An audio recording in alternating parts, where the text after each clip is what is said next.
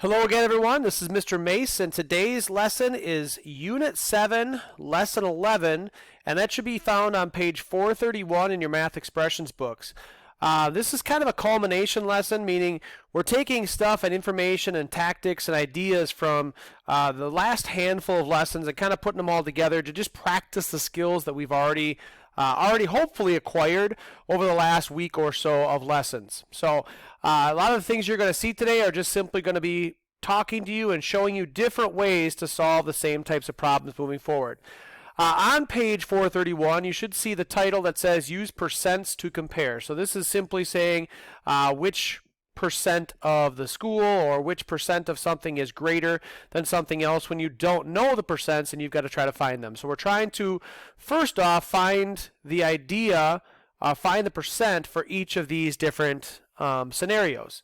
And on this page, you're going to see, or in this slide, you're going to see two different ones, Alex's equation and Jordan's equation. And then on the bottom of your page, on page 431, you should also see Aaliyah's and Rachel's ideas of how they might solve it. So again, we're going to come up with the same answer for all of these. We're just going to kind of walk through some of the different ways to solve these percent problems. So the first one, Alex's equation, is simply putting it into like an equivalent fraction format or an equivalent ratio format. We're saying what is the percent, or what percent is 45 of 300? Okay, and the key to this is we need to make sure that we understand that percent means out of 100. Okay, and then we need to make sure that we end up with the numbers or the symbols in the correct spot. So we're transferring this information here down to this formula, or this setup, this equation. And we can say that this is f out of 100, and that's where this is, f out of 100, whereas this obviously just comes down to be the same 45 over, or out of 300.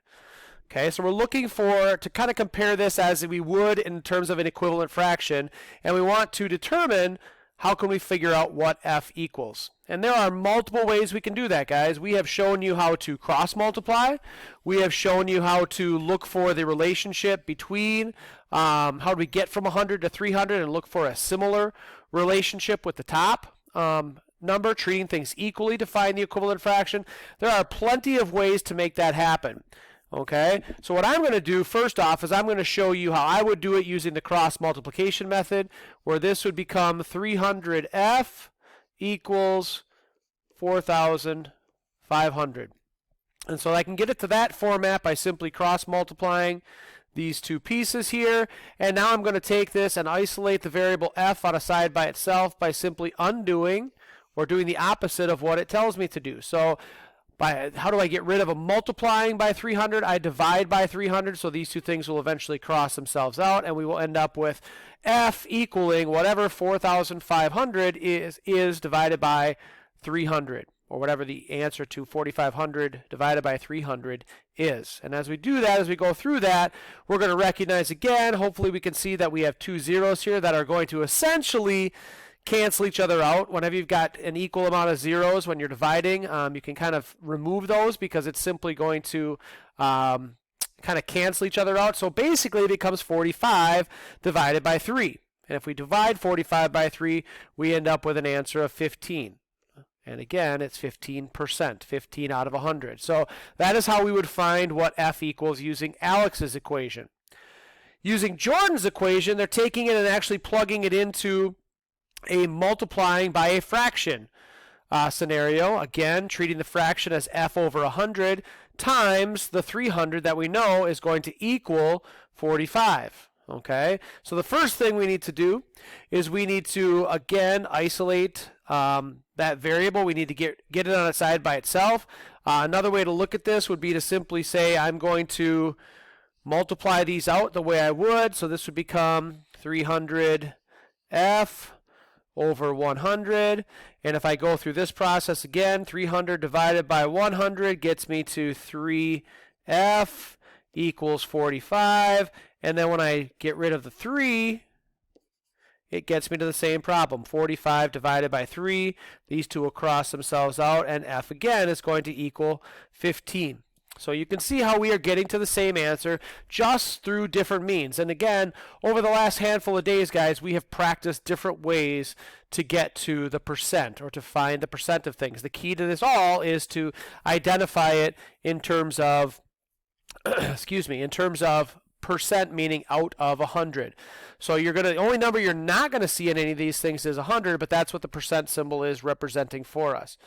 Now, if we look at the next two examples, these are the ones that actually, at least the one, makes the most sense to me, and this is Aaliyah's factor puzzle, because to me, this is something that we have worked on so much this year. We've done so many factor puzzles that this one makes the most sense to me in the sense that I just want to fill out this factor puzzle moving forward. All right? So I'm looking for the factors that go into 100 and 300, looking for the commonality. This is 100 and 300. That makes this a 3 and this a 3. What times 45 gets us there? This should be a 15. This is a 1, which means this is going to be a 1. And this is a 15, which gets us to our missing factor puzzle piece of 15. So again, all three of them have been the same scenario. And then the last one here, a little bit more of a common sense thinking or less of a structure that we've really focused on, but saying that we know that 300 students, if you had all of them, that would be 100%. So if we want to figure out how much 1% is, we want to take the 300 students we have and divide it by 100, which is what percent stands for. And we realize that 3 students then would equal 1%. So if we had 3 out of 300, we would have 1%.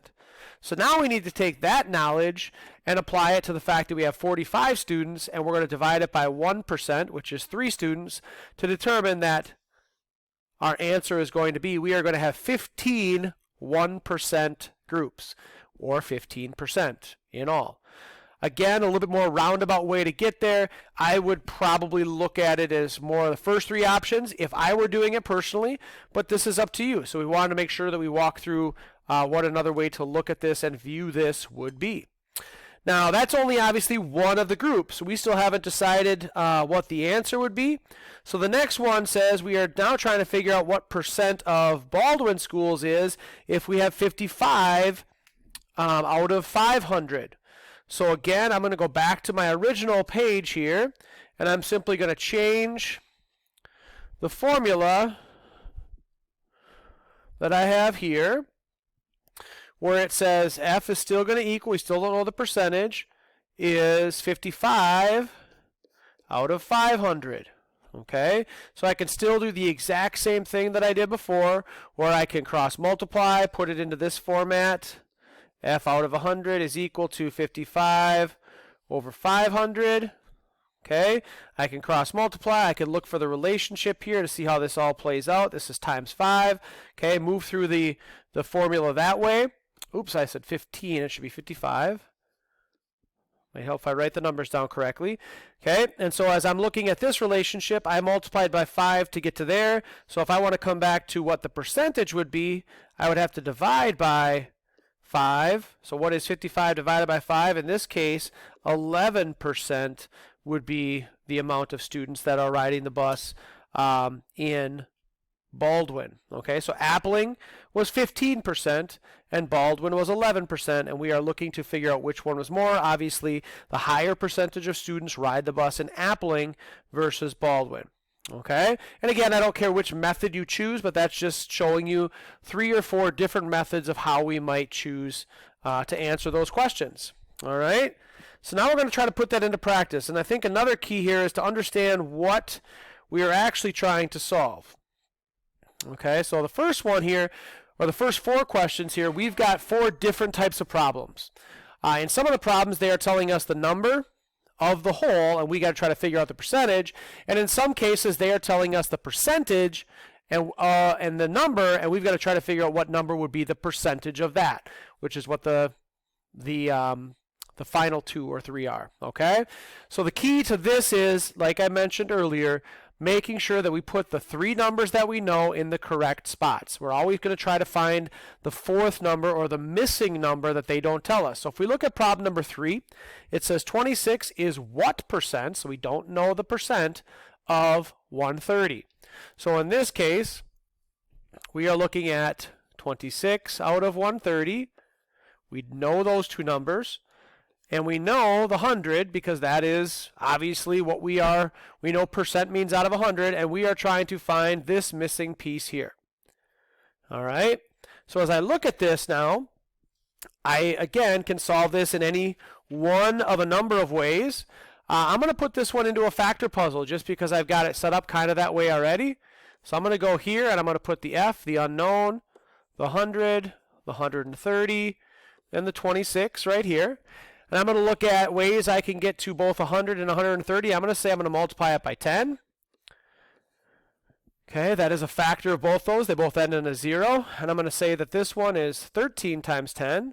This one is 10 times 10, so this is going to go up here. So 13 also works for 26. So 13 times 2 gets me to 26. And so the 2 is going to come across here. And in this case, f is going to equal 20. So in this case, 20% would be our answer. Okay? I could also do the same thing with cross multiplying and saying 130f is equal to 2600, 2600. So I could go about it that way as well.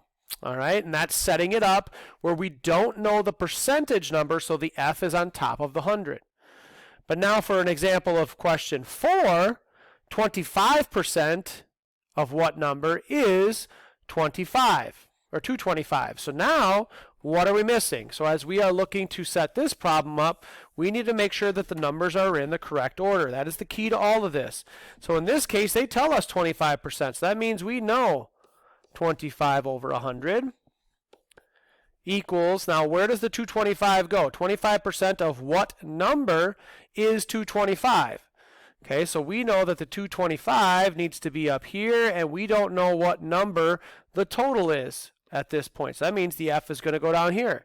The same process will apply. We could set it up as a factor puzzle. We could set it up as a cross multiply to figure out what the missing number would be that way. Again, because we've done so many factor puzzles, I'm going to set it up as a factor puzzle. So if I go this way, 25 and 100, 225 and f. Again, the f is the lower right corner because we don't know the total amount of people or total amount of whatever number it is we're dealing with is that 225 is 25% of. Okay, so as I look at this, I can see that to get 25 and 100 would be 25 for both of those. That works for both of those. So let's go 25 here and 25 here. That would make this one 4. Okay, how did I get from 25 to 25? It stayed a 1. If I come across here, this is also a 1, which makes this 225. And this would also be a 4. This would also be a 225. So now I've got to look at what is 225 times 4. Okay, so if I don't have a calculator handy, just going to go through this process. 8 and 10, and that's going to get me to 900. So this would be, if I were to write it out fully, 25 out of 100 is equivalent to 225 over 900. All right? And that should be your answer. All right, guys. So again, I know that this is not, I kind of went kind of quickly through it, but just kind of a way of us to show you different ways to solve different practice problems. And these are all practice problems. We have done these problems throughout the week, so hopefully this is just a review. I would recommend going through the rest of page 432 and then checking those answers with your teacher when you get back to school, or sending him a Schoology message. Either way works, and making sure you are asking questions if there's something you don't understand. Thank you guys for your time, and again, don't forget to ask questions if you have some.